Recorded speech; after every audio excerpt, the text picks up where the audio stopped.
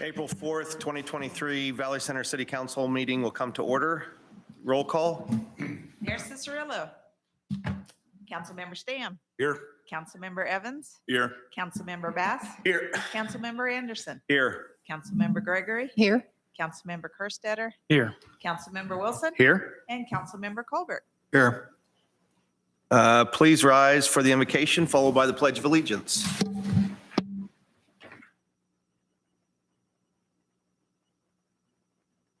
We thank you so much for seasonal Lent.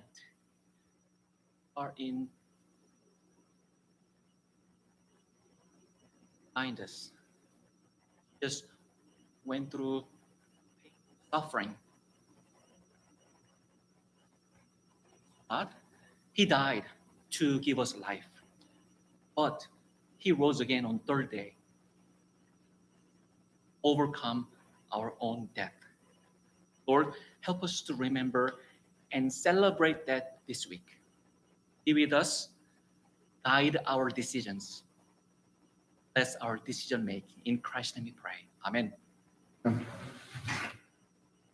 I pledge allegiance to the flag of the United States of America and to the republic for which it stands, one nation under God, indivisible, with liberty and justice for all.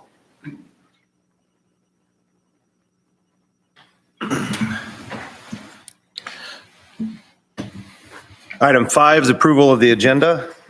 Make a motion to approve the agenda as presented. Second. Have a motion and a second. All in favor, raise your hand. All opposed, same sign. Motion carries. Item 6, administration agenda, city council meeting minutes from March 21st, 2023. Move to approve the minutes as presented. Second. Have a motion and a second. All in favor, raise your hand.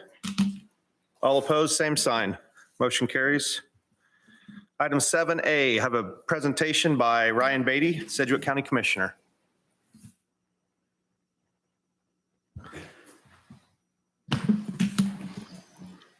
City council members, city manager and staff, I appreciate the opportunity to join you this evening. I've met many of you before, but to make a formal introduction and just provide a county update. So far, I like the way these meetings go. They move a little quicker than the county meetings do. I like your style. My hope is really to be able to do this on a more formal basis. I talked to city manager about maybe coming up every other month, once a quarter, to provide a county update. And my hope is that what you see is as a county government that is collaborative, a county government that is cooperative, that is willing to come and willing to listen and willing to learn, but also willing to advocate for the interest of Valley Center. So I hope that we can do this on a regular basis. I'm honored to be here tonight. I'm now 9 weeks in to Sedgwick County Commission District 4. I've now figured out where the bathrooms are in the building, so I think we're off to a decent start.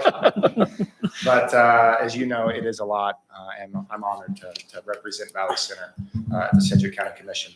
I want to give you 4 updates real quick, and then I can stand for questions. And again, I hope to do this on a regular basis. First update is we have 2 new appointments with Sedgwick County government. The first is Lynn Packer.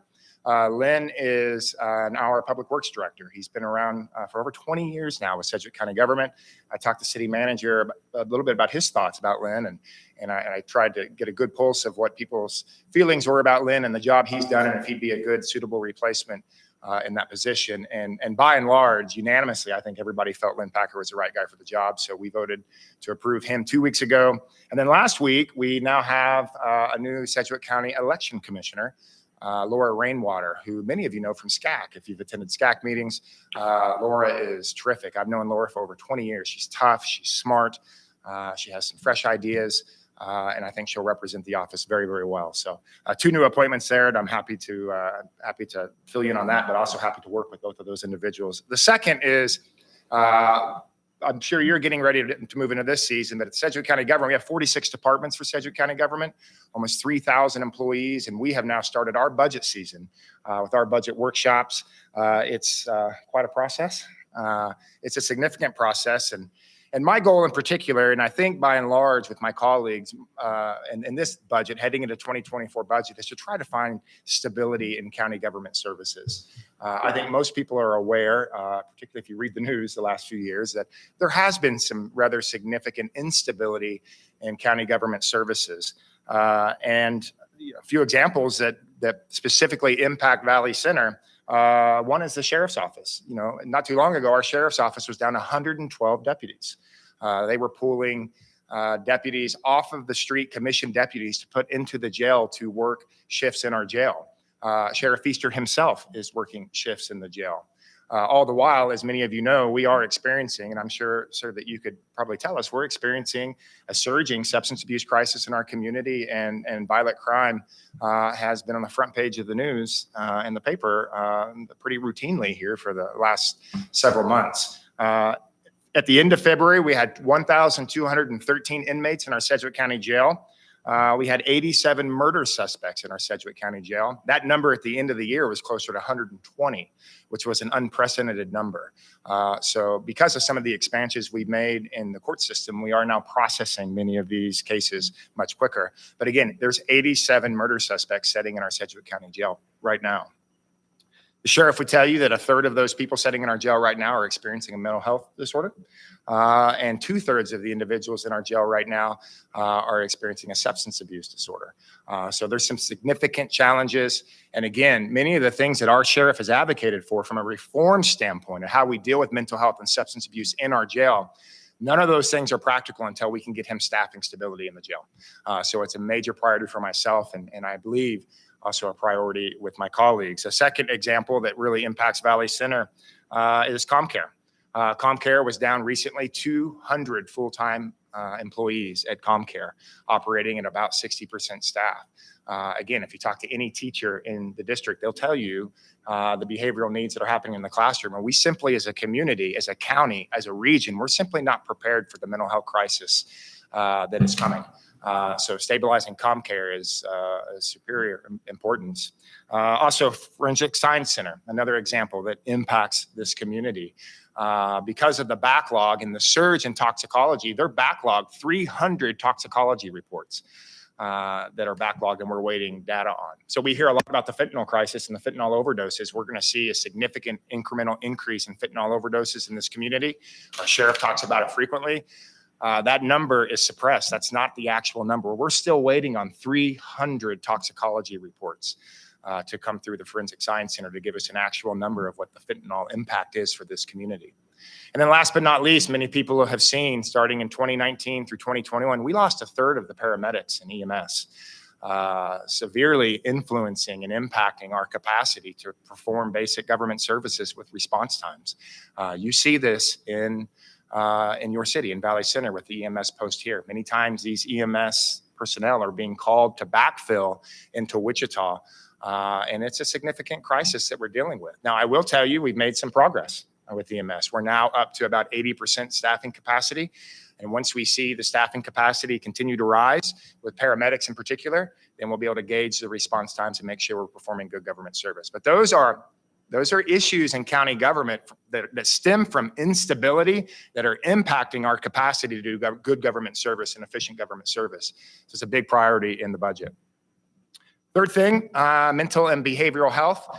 We've had some significant strides here in the last couple of weeks in this area. Significant movement. We just signed an MOU with the state on a 50 to 100 bed psychiatric hospital located in Sedgwick County. It's a significant need for our community. And the big reason why we did the MOU and decided to go this route is so that we can push this process forward. It's our contention that if we left it to the state to handle all the process with RFPs, site selection, architect, developers, that it would significantly delay the process. So we felt the best course of action. I see some nods of agreement. We felt the best course of action was to enter into an MOU to where the county would take the lead on the RFPs, the site selection, architect, the development to build this hospital with the approval of the state and the funding of the state. And once this hospital is built, we'll deed it over, we'll turn it back over to the state for operations. But we felt like this was the best course of action to really move us forward because this is an urgent need for our community.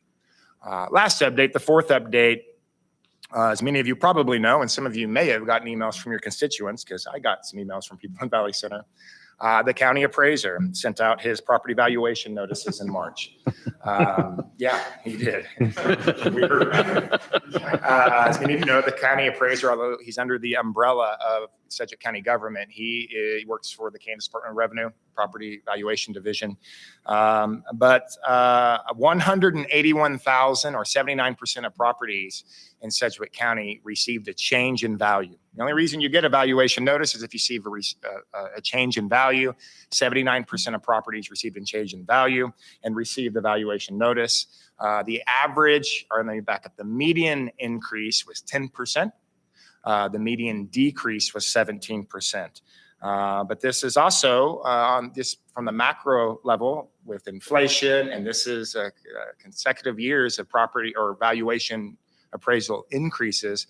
There is a lot of concern with people that this might translate to a property tax increase, which will be determined through the budget cycle. So I received a lot of feedback, particularly from senior citizens on fixed income, small business owners, fearful of significant property tax increases. So I wanted to let you know that there are, particularly for seniors, there are opportunities for relief and refunds. There's 3 programs in particular, and I mention it because the deadline's April 15th. But there are 3 programs that can provide property tax relief and refunds: the homestead refund, the SVR homestead refund, and the Safe Senior refund. These are 3 separate programs, 3 separate conditions, and 3 separate applications that people can apply for, seniors in particular, that can offer some relief for property taxes. If you have questions, they can go to the county clerk's office, and they'll actually help them fill out the application. These are some significant opportunities that the state provides for people that are fearful, seniors in particular, fearful of property tax increases. So there are actually a lot of updates, but I decided those 4 would probably be most pertinent. But there's a lot of things happening in Sedgwick County government, a lot of things happening in Park City that we're very proud of. So we hope to be great supportive agents of the things that you're doing. So that's a brief update. If you have any questions, I'm happy to help provide some feedback. Councilmember Kerstetter. Thank you for the update. And then there's one more that I just found out about. The property tax is disabled veterans can file for if they have a certain percentage. So County clerk's office can help with all of those. Yep. Again, another wonderful program. Councilmember Stam. Yes, kudos. Love the updates. That's awesome. Have you guys talked about 911? Because there seems to be major problems there. This happened this weekend next door to me. It took 7 minutes to get someone called out to the house, and they were gone by then. Yeah, it's a significant issue that we are aware of, and a lot of it does stem back to staffing. There's some staffing situations there. The lack of staffing and call volume is substantially increased.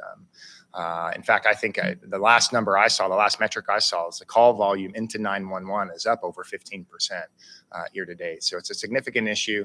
It's going to be dealt with staffing and training. There's some reform things that we're working on there that Alora is working on with 911, but we see it as a need. We see it, I think most people in county government are aware that it's a need. And again, this is providing stability in these departments is the only way we're able to perform good government service. And I would contend that one of the most important things we do at the county government is public safety. And 911 is the bridge that allows us to perform that service, and anchoring that and stabilizing that is a significant priority. So, Thank you. Council, any more questions? Thank you, Mr. Beatty. appreciate you guys. Thank you. Item 8 is the public forum. This is the time in the meeting that anyone that is here can speak to an item not on the agenda. Seeing no one, we'll move on. Item 9, appointments. We have 2 for the Valley Center Public Library, Shelley Miller and Jeannie Shove.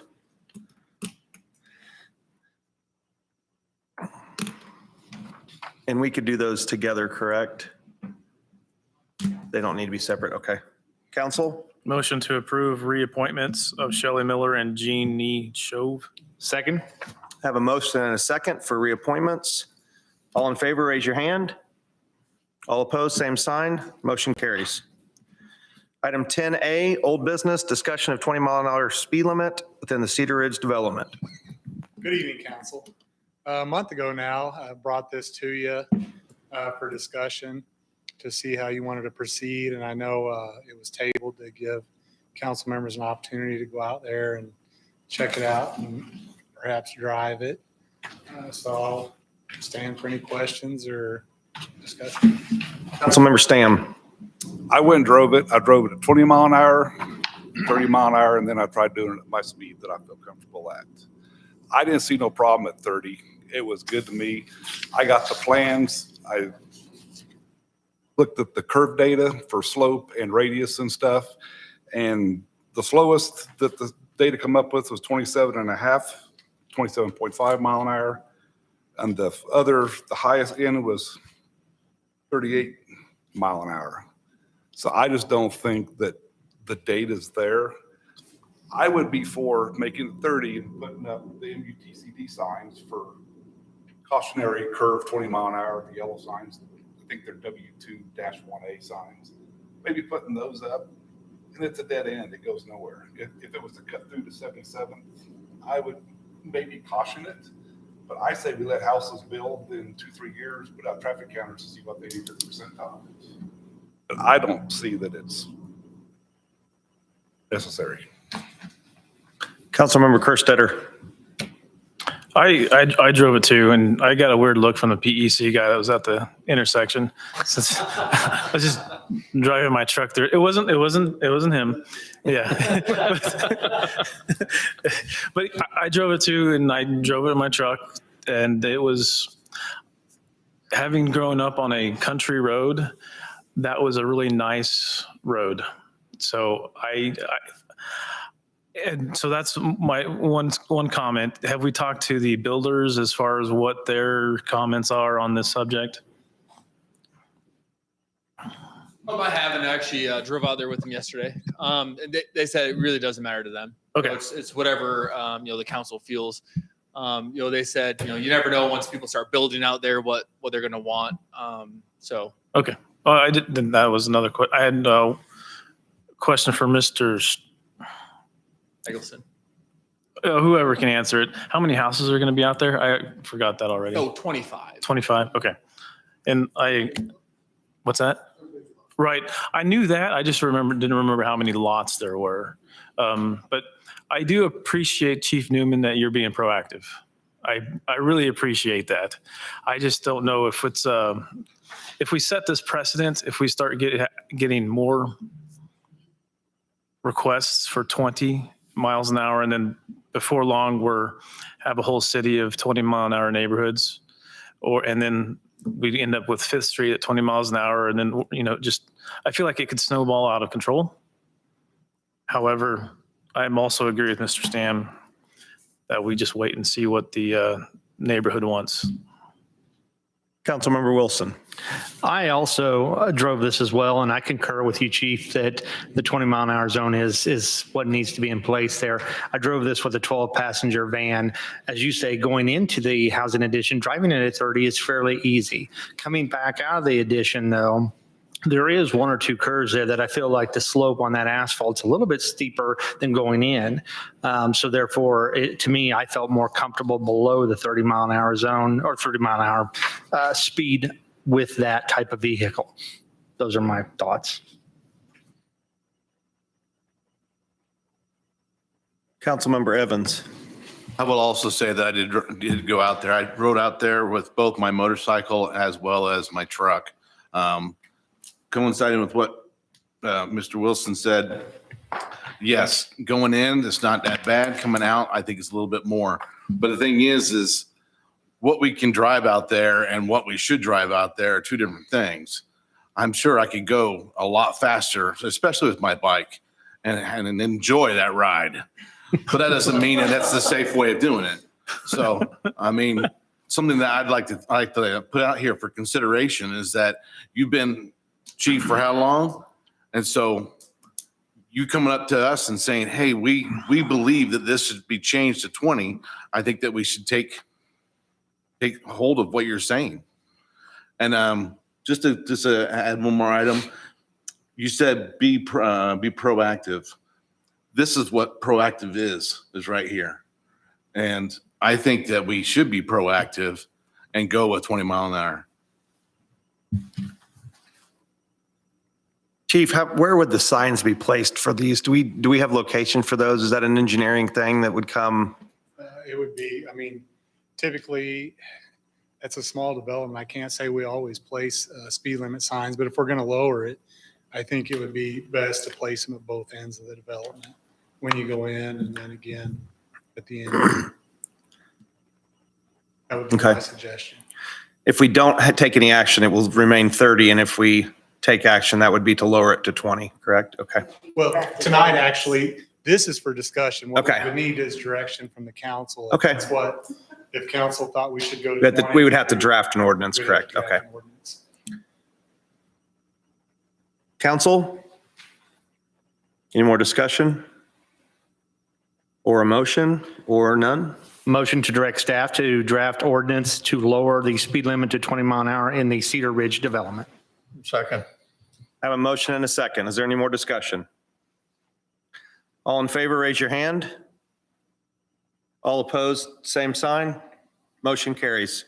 Thank you, council.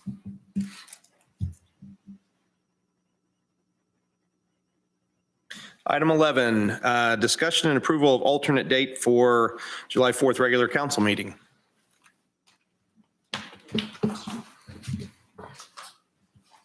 Good evening, Council President Anderson and members of council. So this year, our councilman, the first one in July, falls right on the 4th.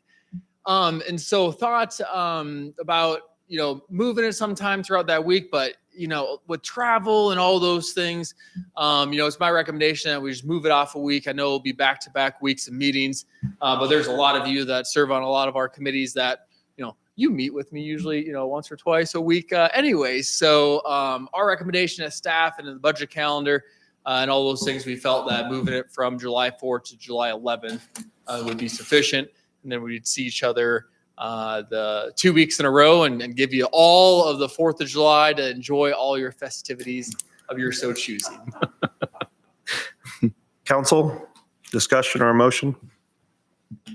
Make a motion to set July 11th, 2023 as alternate date for the first meeting in July. Second. Have a motion and a second. Mr. Kerstetter. I agree that we need to move it. I don't really like the July 11th date, but it's too late to change that, I guess. I was hoping for later in the week rather than a week later to avoid the 2 weeks in a row. But that's my opinion. Council, we have a motion and a second. All in favor, raise your hand. All opposed, same sign. Motion carries 7-1. Item 11C, ordinance 1387-23, rezone property at 145 North Meridian. Wait a minute. Budget. I apologize. Let's back up to item B. Trying to get this over real fast, Mr. Beatty. Approval of budget calendar. Skip the best part. Good evening, Council President and Council. Really appreciate moving that meeting to July 11th, and this is the main reason because of that, because of our budget timeline this year. We do get our numbers from Sedgwick County around June 15th, and then we have our meeting on that June 20th. If we didn't have a meeting first couple weeks of July, our next meeting would be July 18th, which then we'd have to let Sedgwick County know by July 20th, everything we're going to do. So that would give us just a couple of days in between to get everything ironed out. So establishing that meeting on July 11th gives us an extra step in there to really go through the entire budget and have a real comprehensive discussion about everything. So these are kind of the preliminary dates lined out. We'll go ahead and adopt this and move forward from here. Council? Motion to adopt the proposed 2024 budget calendar. Second. Have a motion in a few seconds. All in favor, raise your hand. All opposed, same sign. Motion carries. Thank you. Thank you, sir. Now we will move on to item C, ordinance 1387-23, rezone property at 145 North Meridian. Good evening, everyone. Again, this is the first reading of this rezoning ordinance that was passed by the city's Planning and Zoning Board at their regular monthly meeting last Tuesday night. I just want to provide some background on this property, again, 145 North Meridian. As you'll recall, there was a house on this property that unfortunately experienced a tragic fire and what led to this house eventually being demolished. The new property owner, Mr. Vincent Garcia, is with us in the audience tonight. He purchased the property, took care of raising the house, and it is currently a vacant lot, and is proposing a rezoning, excuse me, rezoning to make a new use for this property. Currently, this property is zoned R1B, which is our designation for a single-family residential district. The nature of this lot, the house that was on there was very old, definitely predated our existing zoning code, which was adopted in 2014. With that being the case, if Mr. Garcia, the current landowner, or someone else wanted to build a new single-family home on that property, it would be severely limited due to the current setback. So the front setback, that's 25 feet. The side setback, because it's on a corner, on the corner of First, that setback is 15 feet. The southern side is 6, and then the rear is 20. So it's not a large lot to start with in the first place. And so trying to construct a new single-family home would probably require the use of applying for a variance with the Board of Zoning Appeals to get a variance on the existing setback, on the building setbacks. An alternative that Mr. Garcia has worked with is working with what's called the Downtown Overlay District, and that's the page that you see here on the screen.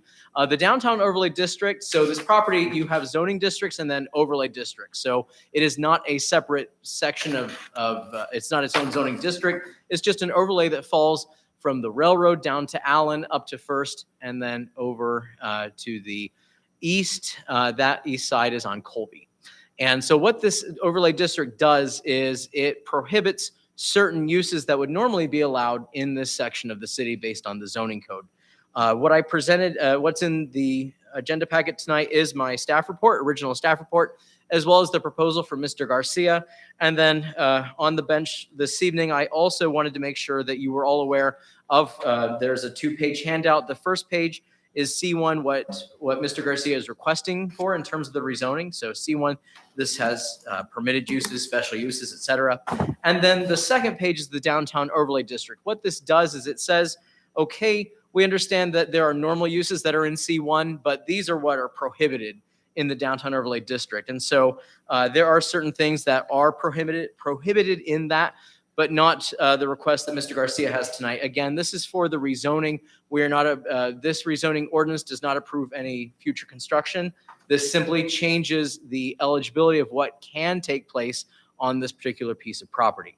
And so Mr. Garcia, in his proposal, did suggest that he would build a 2-story structure, the first story housing his law office and a second story being a private residence. Now, of course, this could change, and Mr. Garcia has indicated that the next step will be, should the rezoning be approved through this rezoning ordinance, that he will pursue the site plan. So any new commercial structure is required to go through the site plan review process through our city's planning and zoning board. So he has already hired an architect to work on those plans. Right now, the plan is to wait until after we get a new meridian to move forward with those plans. But it's a pretty sweet deal. He's going to get himself a brand new street and sidewalk right in front of his property. And again, what we're looking at tonight is strictly the use of the land. It is not approving any building, any future construction. During the Planning and Zoning Board meeting, which Mr. Clark did fill in for me as I was at the National Main Street Conference in Boston, thank you to Mr. Clark for filling in for me. There were a few residents and property owners that did express concerns about this rezoning application. Those questions, I do feel, I did watch the video of the meeting and through the minutes. I do feel that those questions were addressed. Again, there would be, when it comes, if the rezoning is approved and when the site plan application is submitted to the city, there will be another public notice submitted in the newspaper and to those same surrounding property owners. So they will be made aware of when the site plan application is received, and there will be a public hearing before the Planning and Zoning Board at that point. So the residents that still have concerns, they will get another opportunity to address those concerns, whether through my office or through the public hearing that will take place at the subsequent Planning and Zoning Board meeting. But again, the Planning and Zoning Board meeting, the Planning and Zoning Board did recommend approval of this rezoning ordinance. And again, we're here for the first reading tonight. Stand for any questions. Mr. Garcia is more than happy to answer any questions as well. Mr. Schreck, I have a question, a couple first I'll ask before council. Go ahead. This is just approving the rezoning, the first reading of rezoning. Would the building plans come back to us, or is that something that would just be approved through planning and zoning? So the site plan review process is for any new commercial construction, and that strictly goes before the planning and zoning board. Okay. I will tell you, so what happens is, to condense the process, once an application is received by, through my office, through our department, it goes first through the city staff review. So that's myself, our city engineer, public works, public safety. We take a look at it to make sure it meets all the city standards. Once we feel that any revisions that need to be made have been made to those plans, then it goes before the planning and zoning board. There is a public hearing. Anyone can speak and ask questions during the public hearing, and the board will render a decision via vote. As long as they vote to approve it, then it can continue to move forward to the building permit stage. Councilmember Gregory. At the time of this publication, you had received 3 responses. Have you got any more? Between the publication of that and that subsequent, or last Tuesday, we received 1 more, so a total of 4. And what was it? Oh, they were opposed. Okay.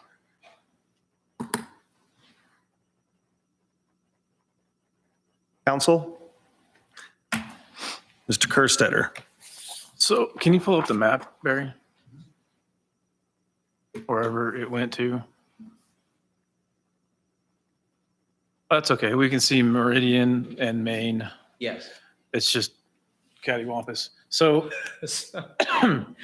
North is, well, for you, it'd be that way. For the audience, this way. I'm going to get my map so I can look at it better. All right. So it's actually sandwiched by residential. This property is sandwiched by residential from the north, south, east, and west. Correct, yes. Yep. Now, I get that on the Main and Meridian that there's businesses, and then there's immediately houses, and then there's not another business till a church and a donut shop at 5th Street. So what I'm getting at is I don't like this idea of putting a commercial building in the middle of our nice Meridian street. Well, it's going to be nice when we get the construction done. But so that's, and I also get that if we go 1 block west, we have more commercial buildings intermixed with residential. However, if we look at Meridian as one of our, for lack of a better term, gateways, it's a main street going from the south to the high school. What would that perception be as far as we go from nice older looking houses to our commercial building? I have a hard time with that. No, I think that's definitely a valid concern. I think because this property is in the downtown overlay district, this makes it a unique case as opposed to being farther north or farther south on Meridian. I think what makes this unique is that it really is in a mixed use neighborhood. If you look at more than just the few houses surrounding it, if you look farther to the west, farther to the south, this is a mixed use neighborhood. This isn't strictly residential. So if you look at it in the context of the overlay district as a whole, I feel that this is justified in terms of rezoning. Again, the planning and zoning board voted to approve it, but again, this is a very much a mixed use area. I will say because of the rezoning, this does change the building setbacks. And in the initial plans, again, we haven't received the official site plans, but in order to make this more harmonious with the surrounding area, the building is proposed to be set farther back off of Meridian. And then we can definitely look at screening options. So whether that's landscaping or some kind of fencing, something that'll be sympathetic to the surrounding area. So 2 more thoughts I have on this. If it was on the other side of that red line, we would not be having some of this discussion. I think it would be definitely more difficult to recommend a rezoning, Right. Especially to C1 because it would be outside the downtown overlay district. Yes. Correct. And that's on the other side of the street. Now, let's also talk about Fall Fest when we have our parade going down the street. We have a bunch of houses going on. I don't know. I just have a hard time with this. I appreciate you investing in a community. I think the location is not the best for this building or idea. That's all I got. Councilmember Bass. What were the specific concerns that you had from the residents? Well, I'll let Mr. Clark speak to that since I was not at the meeting. Good evening. And so I did a terrible job fumbling last Tuesday and appreciate Mr. Schrack's eloquence when he presents these cases. The biggest concern it was exactly what was going on in the commercial, the main level of it, as far as what use, as far as a business or what could it be if it's not just a law office. I mean, eventually what could that be was a big concern. Another concern was what it would do to the surrounding property values.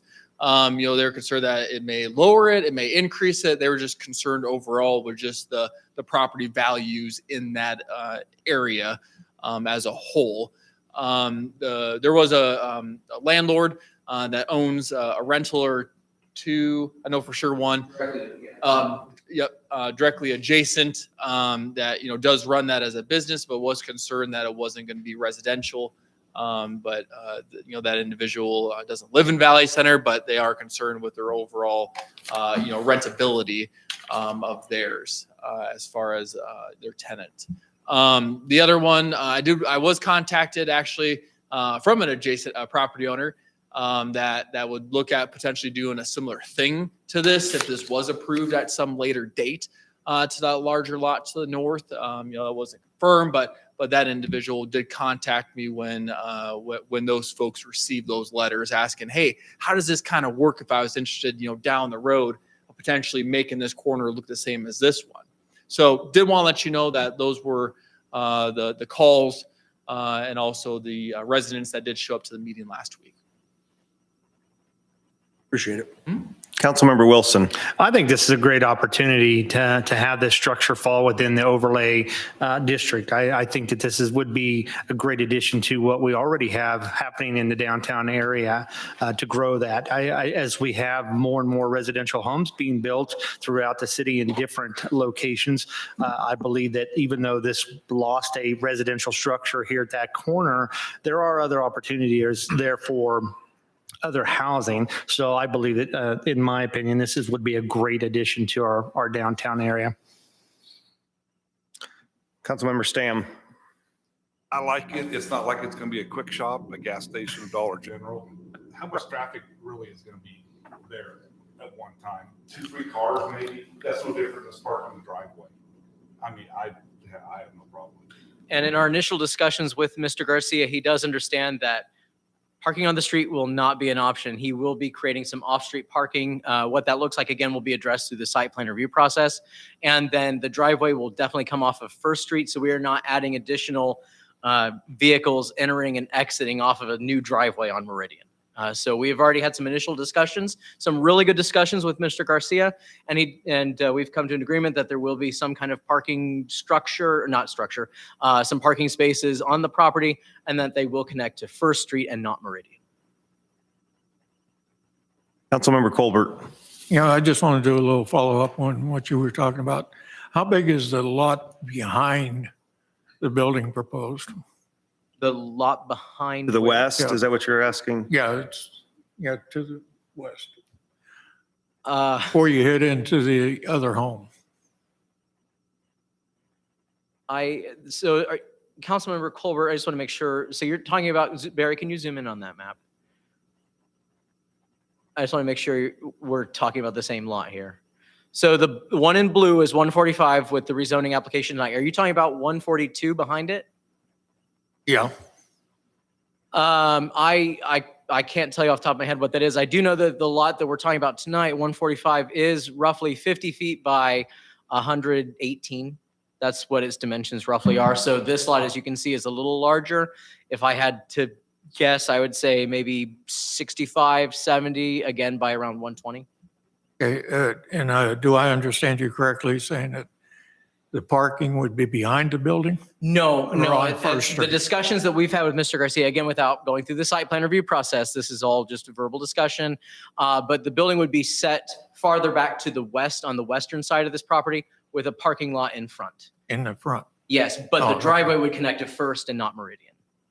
Okay, because I was wondering how many cars could be parked back in. And there. again, per our zoning code, parking is based off of use. So without knowing the official final determined use, I can't tell you, but of course we would have, it would be at least one ADA stall, of course.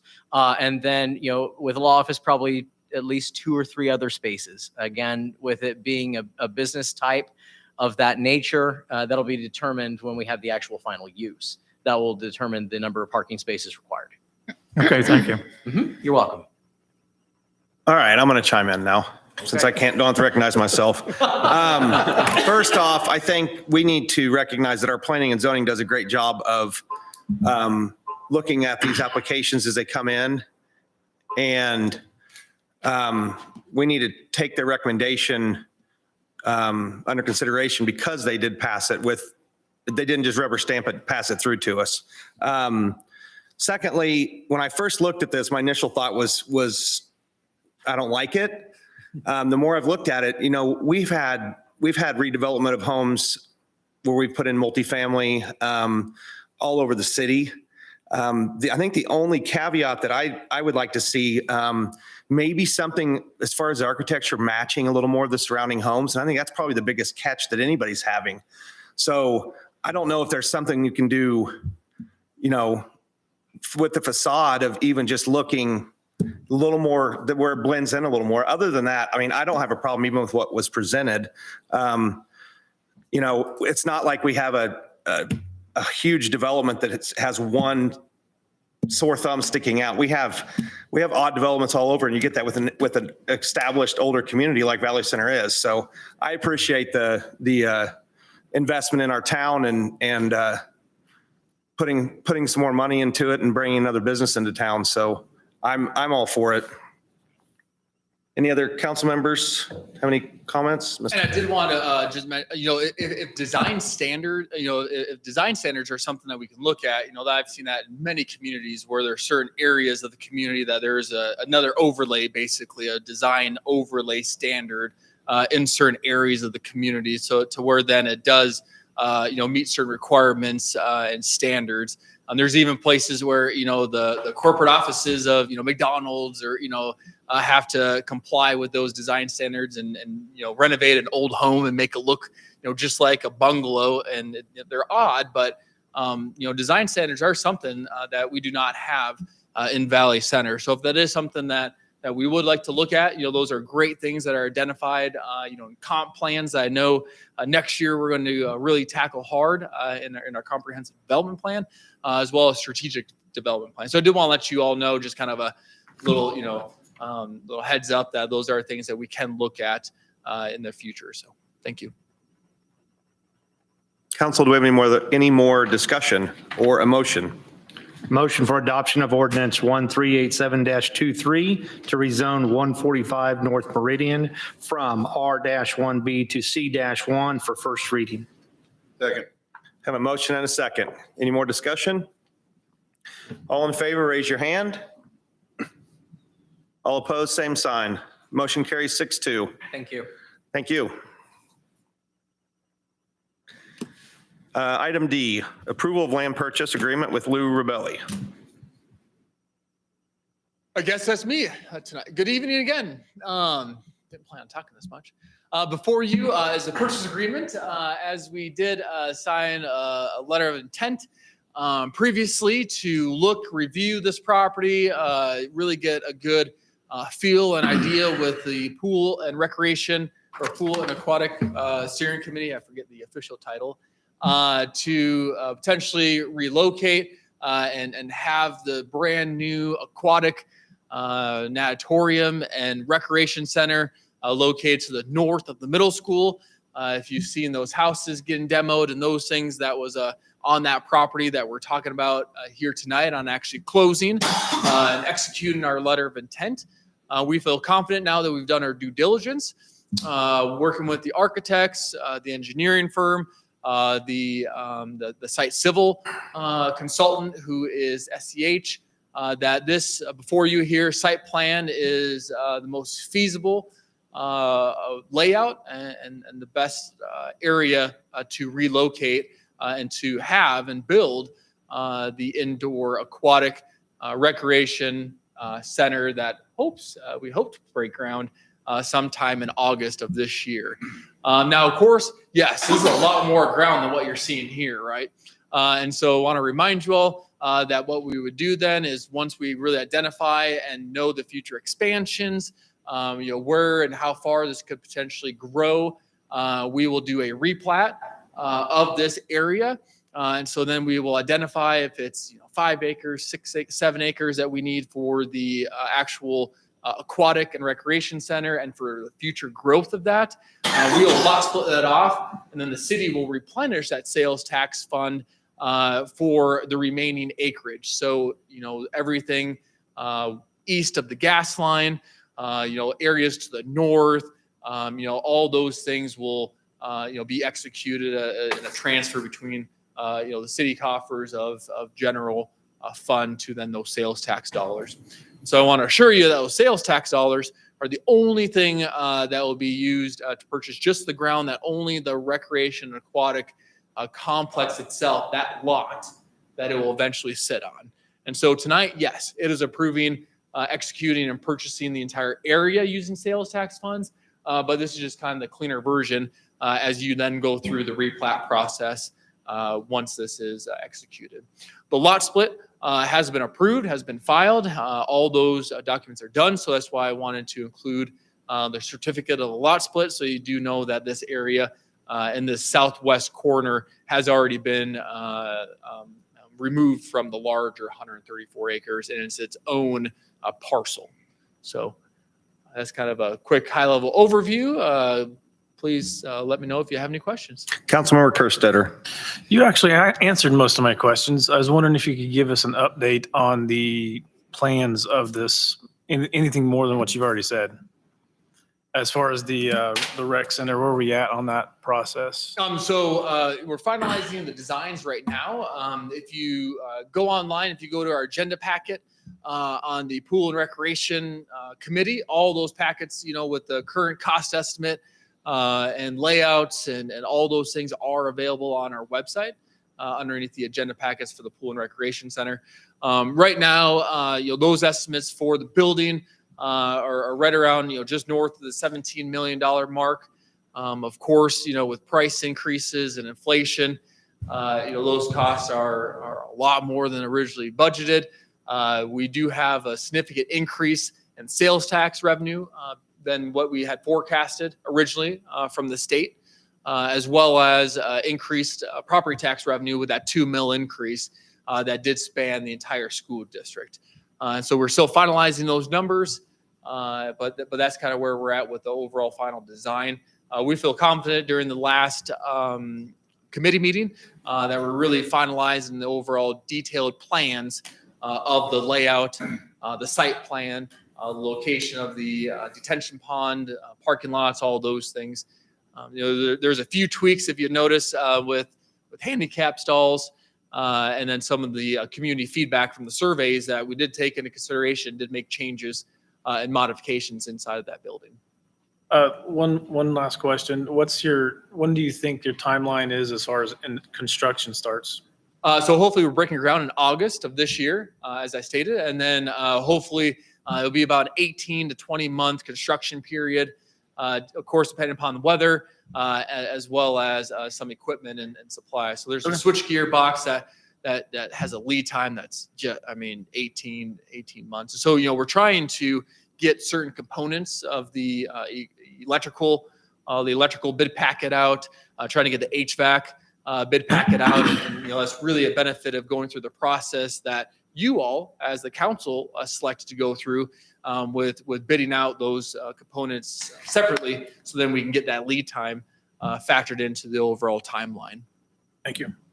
Councilmember Wilson. Mr. Clark, what is the rough dimensions of this 32 acres across Meridian? Are we talking 8 acres across Meridian, 4 acres deep? Do we have a rough idea of what that plat looks like? Of what the lot split looks like? Yeah, the 32 acres.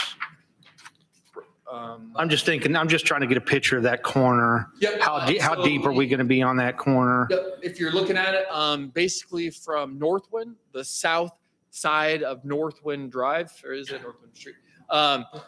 All the way east, there's a pink stake out there, and then south to the school limits. Okay. So sorry, I don't remember the exact dimensions. You know, we I'll go by ahead and take it. acres, so I can't remember the exact footage on that frontage, but it goes all the way from where the parking lot on the middle school ends, basically where the school property boundary ends, north to the south side of the Northwind Drive right of way. Excellent. Thank you. He's got it. Yeah. So. And then it There's no goes down pink stake to on on the that. south where Right. Emporia. He's kind of using that. Yep, where Emporia will come to the north. We're on the west side of that right of way. So that rectangle. Council, any more questions?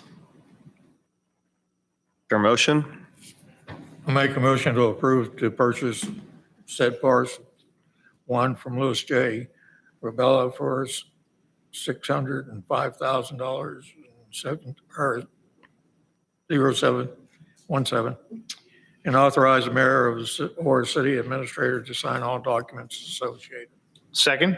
I have a motion and a second. Any further discussion? Just want to clarify that Yes. motion, Councilmember Colbert, that it's $605,000 at $17.00.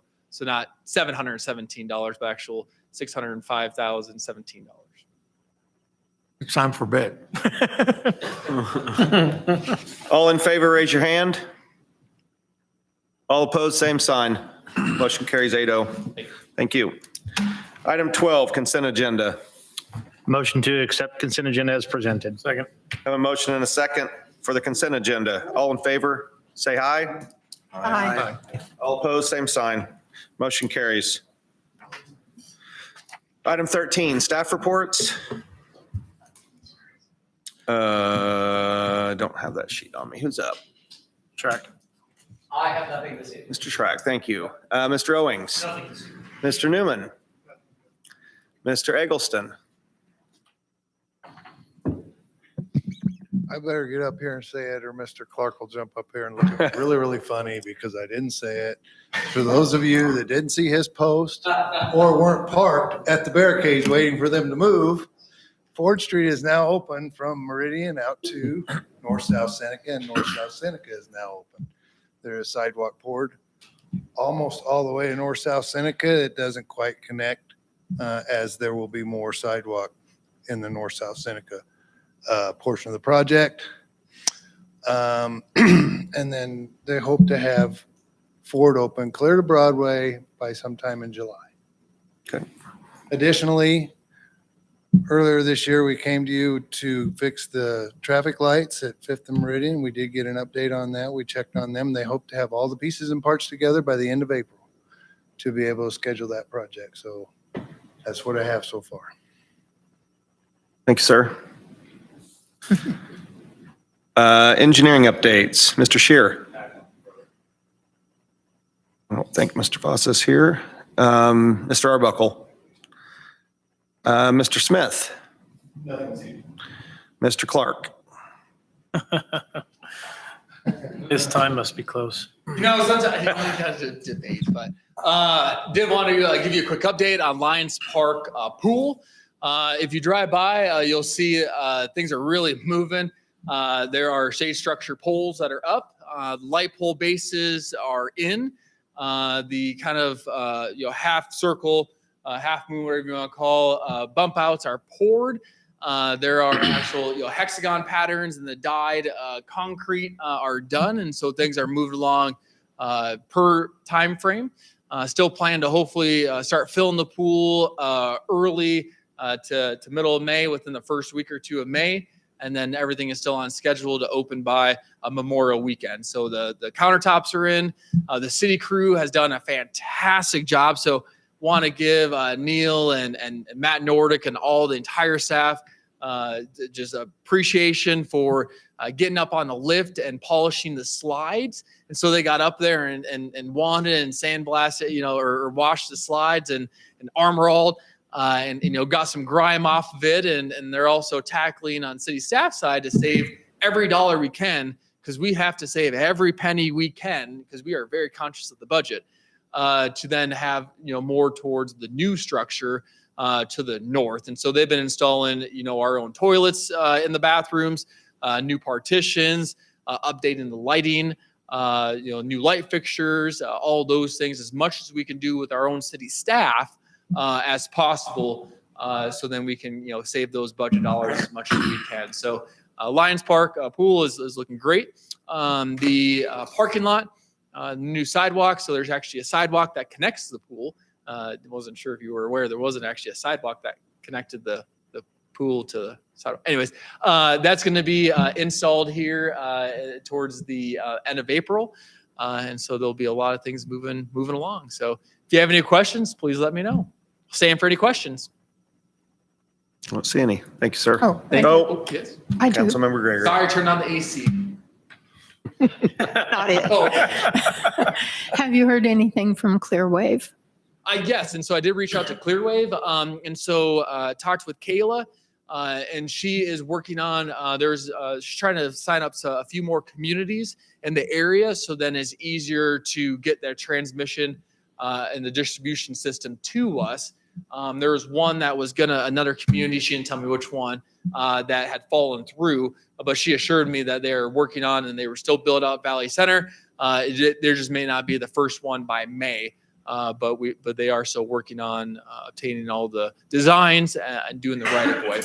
And so it will be everything basically within inside city limits. She did state that again to me over the phone. And as soon as we have those maps and everything, we will make those available as much as possible, because we have been receiving some phone calls, and I know that you all have as well, from constituents asking about where exactly they'll be located. So as soon as we have more information, we will absolutely get that posted. Thank you. Thank you, sir.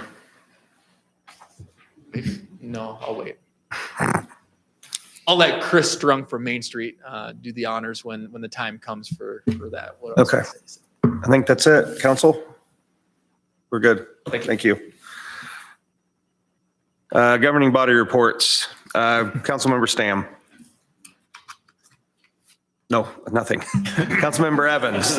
Nothing. Councilmember Bass. Nothing for me. I have nothing as well. Councilmember Gregory. No, thank you. Councilmember Kerstetter. I have nothing. Councilmember Wilson. Oh, I have a list. Mr. Neil Owens, could I get an update on the pickleball courts by the pool, please?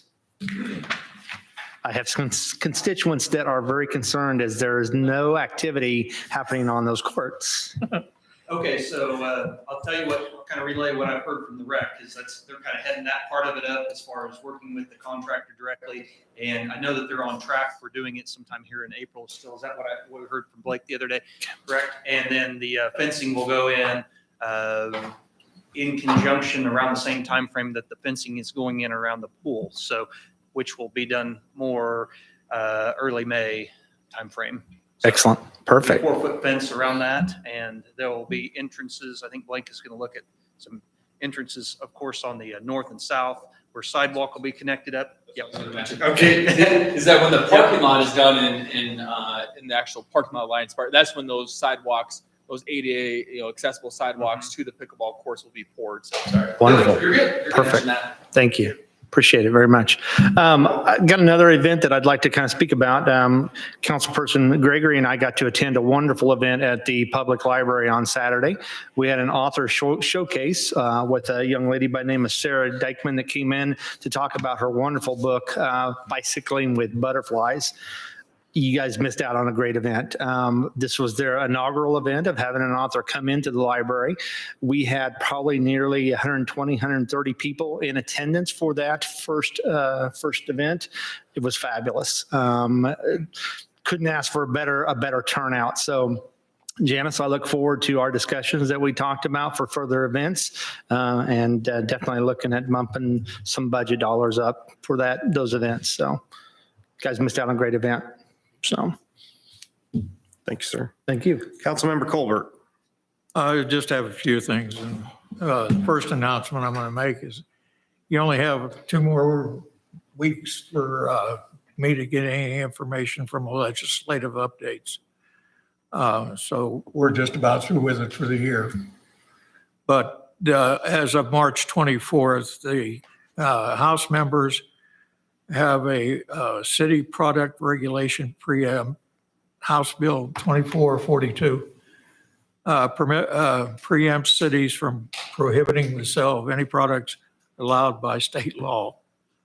The bill was amended and passed out of the House, and it's moved over to the full Kansas House of Representatives. This is going to be a blow to the home rule power and infringement on city power, police powers. HB 2247 forever ties the hands of the city in the regulations of consumer products. The other two was, we've already talked about, is the vacant property registry limits, HB 20883. It allows cities to have vacant property registers, but creates limits and doesn't allow for a city to charge a fee for the registry. And of course, you've heard about the sales tax. We talked about that. It's still in a session, and the voting will be done this week on that one. The other ones is that the governor had signed 4 bills, bipartisan bills. House Bill 2092, distribution of certain members from the board regents for state districts, 2 districts by city council. The second one is Senate Bill 24, House Bill 2262, and House Bill 2197. Everybody, if you can, take and check on the computers and review those. For here, it'll take me an hour to tell you about all 3 of them on that. Other than that, if there's any other business before the council, I make a motion the meeting be adjourned. Second. Have a motion and a second for adjournment. All in favor, say aye. Aye. All opposed, same sign.